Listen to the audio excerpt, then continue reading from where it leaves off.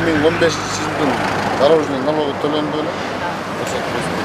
Жол кайгыл кызматкерлерине дагы бир жаңы укук берилгени жатат. Мындан ары алар таксисттердин жеке ишкер катары каттоодон өткөндүгү тууралуу күбөлүгүн же патентин да текшере башташат. Эгерде жанында бул документтер же жок дегенде алардын көчүрмөсү жок болуп чыкса, 500 сом өлчөмүндөгү айып пул төлөөгө мажбур болушат. Тилекке каршы кыргыз мамлекети үчүн биздин көп мисалы үчүн жанагындай жеке ишмерлер өз учурунда патент алышпайт, төлөбөйт, мыйзамдан качып атышат.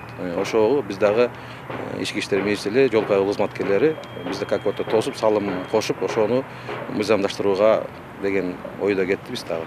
Экономика министрлигинин бул демилгеси салык төлөөдөн качып, патент албай иштеп жүргөндөрдү тартипке келтирүүгө жардам берет дешет майы кызматкерлери. Анын үстүнө өлкө казынасына киреше көбүрөөк түшүрсүн шарттайт деп ишеним артышууда. Бирок таксисттерге экономика министрлигинин мындай демилгеси жаккан жок. Бул жерде дагы коррупцияга айланып атат.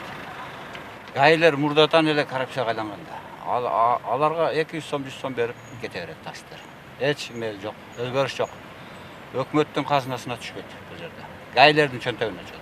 Техсмотр анан дагы доверенностьтарды отменять этпей беле.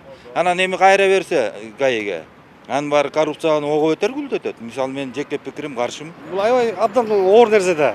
ГАИшниктердин калган кызматы эле жетиштүү болушу керек да. Экесе коррупция күчөйт да кош бетер.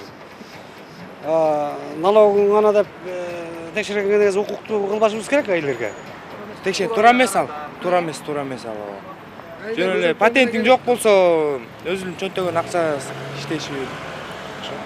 Вообще эле жок кылып салса да менимче. Биринчиден условия түзүп бериш керек. Азыр жеке фирмаларга эме кылып койгондагы, жеке фирмадагы иштегендерде дагы азыр эч кимде патенти жок. Ар бир кишинин өзүнүн каалоосу боюнча патент алат. Мурда бир заправкага киргизебиз деген го.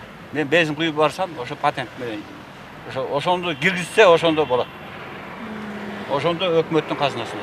Ал эми эксперттер бул демилгени өкмөт толук негиздебей туруп ишке ашырып жатат деген пикирде. Себеби ишкердин кыймылдуу мүлккө салык төлөгөндүгүн көзөмөлгө алуу салык кызматынын милдети. Анын үстүнө жол кайгыл кызматкерлери жол коопсуздугун жөнгө сала албай жатып, дагы бир жаңы милдетти аткарууга даярбы деген суроо туулат. Да, это является дополнительным инструментом давления на водителей.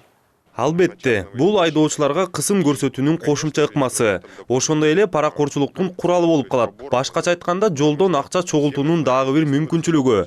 500 сом айып пулду төлөгүсү келбеген айдоочудан 100 сом алып кое берип жиберерин баарыбыз эле билебиз. Мунун эмне максатта аткарылып жатканын түшүнгөн жокмун. Жол эрежесине киргизилген бул өзгөртүүлөр боюнча өкмөттүн токтому чыгып, 8 ноябрдан тартып күчүнө кирет. Бирок жол кайгыл кызматынын жетекчилиги дароо эле айып пул төлөтүү туура эмес. Айдоочуларга түшүндүрүү иштерин жүргүзүү үчүн 1 ай убакыт берүү зарыл деп эсептейт. Мээрим Ташыбекова, Бакыт Кошалиев, НТС.